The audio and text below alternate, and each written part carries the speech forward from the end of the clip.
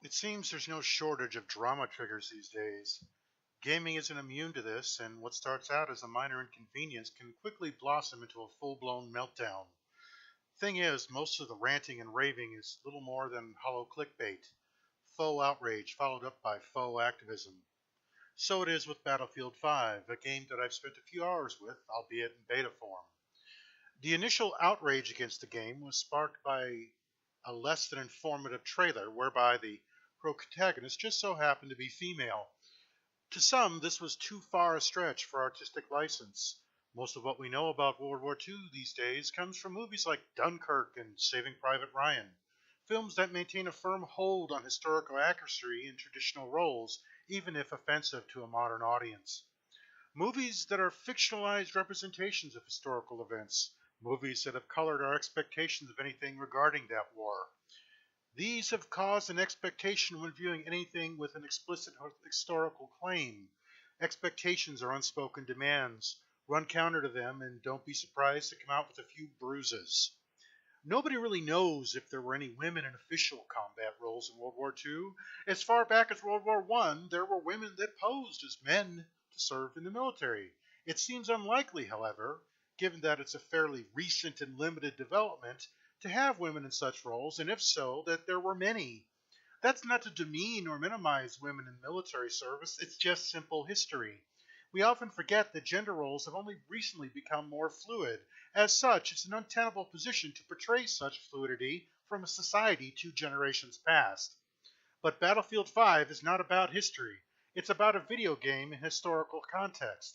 As such, there is an expectation that traditional roles of the time should prevail in the depiction of World War II. But it seems that there's a strong desire in these times of fake news and social justice to rewrite history according to whatever agenda is being pushed. That women served in World War II is not in question. What is goes directly to the motivation of a company like EA. In a purely fictional entertainment product, gender should have no relevance. You could be a badass regardless of what box is ticked on the character's birth certificate. Or pod, test tube, whatever. But in EA's case, it seems they've yielded to a social justice agenda that seeks to quietly rewrite history for its own ends using popular media. This is a problem twofold. First, it ignores the societal norms, good or bad, of the time period. As such, the very foundation of gender equality is eroded by denying that a problem existed. Second, it clouds historical fact. Considering that many glean their historical knowledge from popular media, historical accuracy is often sacrificed for entertainment. If all you knew about the Vietnam War came from Rambo movies, you would have a very limited and skewed understanding of the conflict. In the times we live at this moment, we are constantly in danger of fiction being given the same weight of fact, and that's dangerous.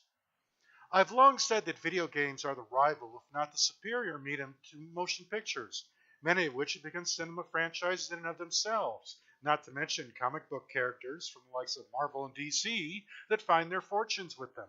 But do we accept Captain America as a historical figure? Of course not. He's nothing more than a larger-than-life fictionalized character and propaganda device created in the early days of World War II as a kind of flag-waving Superman competitor. This is the real issue with Battlefield 5.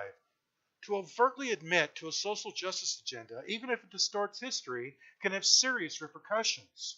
Given an intellectually lazy consumer with accompanying short attention span, we could conceivably find the next generation ignorant and disinterested in actual history, or anything for that matter that doesn't fit somebody's populist agenda. A society based on shiny objects and dull minds. Hey, it's just a video game. Who cares, right? You should.